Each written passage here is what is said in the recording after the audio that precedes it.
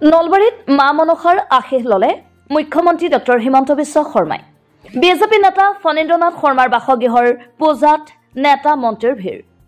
নলবাৰীত মা মনসাৰ আশীষ ললে মুখ্যমন্ত্ৰী ডক্টৰ হিমন্ত বিশ্ব শৰ্মাই।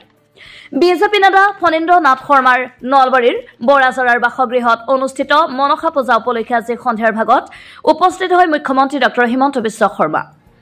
মুখ্যমন্ত্ৰীৰ লগতে বহু নেতা মন্ত্ৰীয়ে ভিৰ কৰিলে পূজাথলীত।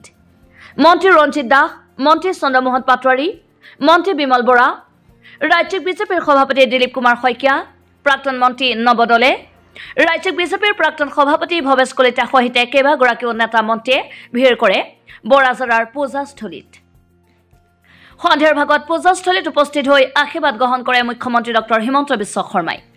পূজাৰ কাৰ্যসূচীত অংশগ্ৰহণ কৰি মুখ্যমন্ত্ৰী ডক্টৰ হিমন্ত বিশ্ব শৰ্মাই ৰাজ্যবাসীৰ কুশল মংগল কামনা কৰাৰ কথা ব্যক্ত কৰে সাংবাদিকৰ আগত।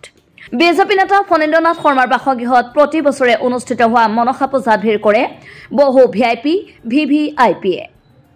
ভাৰতীয় জনতা পাৰ্টিৰ আমাৰ হাৰিয়ানা প্ৰদেশৰ ৰাজ্যিক সাংগঠনিক সম্পাদক তথা অসম প্ৰদেশৰ প্ৰাক্তন সাংগঠনিক সম্পাদক ফণীন্দ্ৰনাথ শৰ্মাৰ বাসভৱনৰ বাৰ্ষিক মনসা পূজা অনুষ্ঠিত হৈছে। মনসা পূজা উপলক্ষে তেখেতৰ বাসভৱনত আহি মা মনসাৰ ওচৰত সেৱা ললো। অসমবাসী ৰাইজৰ শান্তি আৰু মংগল কামনা কৰিলোঁ।